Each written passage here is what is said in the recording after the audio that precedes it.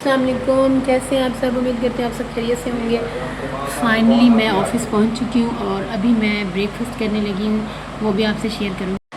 آج کی روٹین بہت ہیکٹک ہے، میٹنگز ہیں، بہت سارا کام ہے، لیکن میں نے الحمدللہ پلاننگ کی ہوئی ہے اور ود پلاننگ ٹائم مینجمنٹ کے ساتھ بہت ہی اچھے سے کروں گی انشاءاللہ۔ جب آپ زندگی میں پلاننگ کو ساتھ لے کے چلتے ہیں تو بہت ساری چیزیں آپ کی آسان ہونا شروع ہو جاتی ہیں۔ ایسا کچھ نہیں کہ میرے ساتھ پرابلم نہیں ہوتی یا پرابلم نہیں آتی، پرابلمز ہی ہوتی ہیں، لیکن آپ کو سچویشن ہینڈلنگ اور پرابلم سلیوشن آنا چاہیے کہ وقت پہ آپ نے کون سا فیصلہ کرنا ہے۔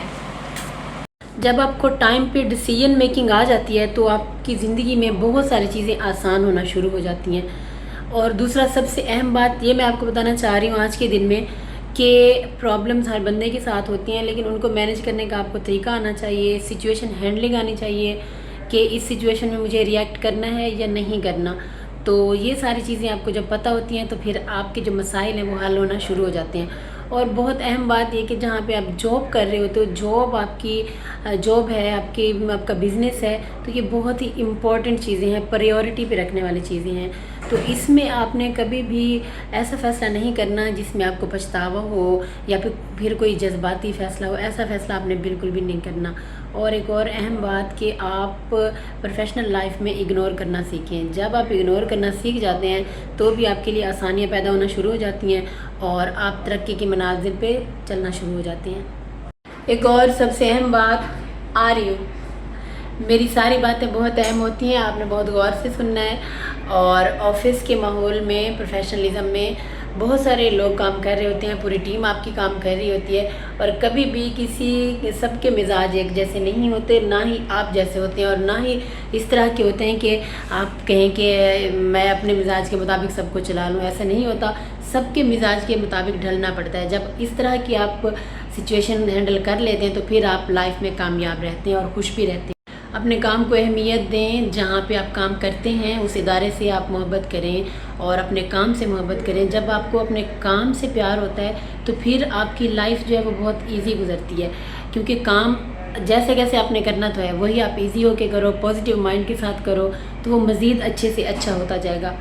یہ نہیں کہ 9 to 5 آپ آئیں اور چلے جائیں، نہیں، اپنے ڈیلی کے ورک میں کچھ کریٹیو کر کے جائیں، اپنے تمام جو سٹاف ہے ان کے ساتھ مطلب آپ کا اچھا بیہیو ہونا چاہیے۔ ایک اور بات میں سوچ رہی تھی، ہمارے جو بزرگ ہیں، جو ہم سے بڑے لوگ ہیں، مطلب ایکسپیرینس وائز، ایج وائز، تو ہم ان کی اس طرح سے بات نہیں مان رہے ہوتے، ہم کہتے ہیں ہاں یہ تو ایسے بات کر رہے تھے، لیکن اصل میں وہ اپنا ایکسپیرینس بتا رہے ہوتے ہیں۔ ہمیں ان کا ایکسپیرینس ضرور ماننا چاہیے، دیکھنا چاہیے، جہاں پہ وہ صحیح ہوں وہ لازمی ہمیں سیکھنا چاہیے، کیونکہ ہم جن سچویشن سے گزر رہے ہوتے ہیں وہ اس سچویشن سے گزر کے آ چکے ہوتے ہیں، اس لیے وہ ہمیں اپنا ایکسپیرینس بتا رہے ہوتے ہیں۔ اپنے بہت سارے ورک کے ساتھ اپنا بہت سارا خیال رکھیں، اپنی فیملی کا بہت سارا خیال رکھیں۔ جب آپ اپنا خیال رکھتے ہیں تو ڈیفینیٹلی اس کے بعد آپ اپنی فیملی کا خیال رکھ سکتے ہیں۔ اور اپنی صحت پہ کام کریں، صحت آپ کی اچھی ہوگی تو آپ تمام جو کام ہیں وہ فیملی کے ہیں، اپنے ہیں، اچھے طریقے سے کر سکیں گے۔ اگر آپ کی اپنی اچھی صحت نہیں ہوگی تو پھر آپ کسی کا بھی خیال نہیں کر سکتے۔ لائف میں کوشش کیا کریں، مطمئن رہا کریں، اللہ تعالیٰ نے جو آپ کو دیا ہے اس پہ مطمئن رہا کریں، خواہ مخواہ کے شکوے نہ کیا کریں، یہ نہیں ہے یہ نہیں ہے، بلکہ اچھے کی تلاش کیا کریں، آپ محنت کیا کریں۔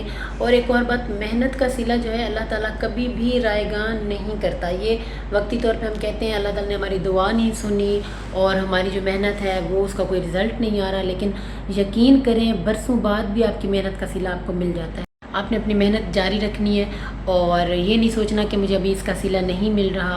مجھے اپنی دعاؤں میں یاد رکھیے گا۔ فی الحال میں چلتی ہوں، پھر انشاءاللہ بات ہوگی۔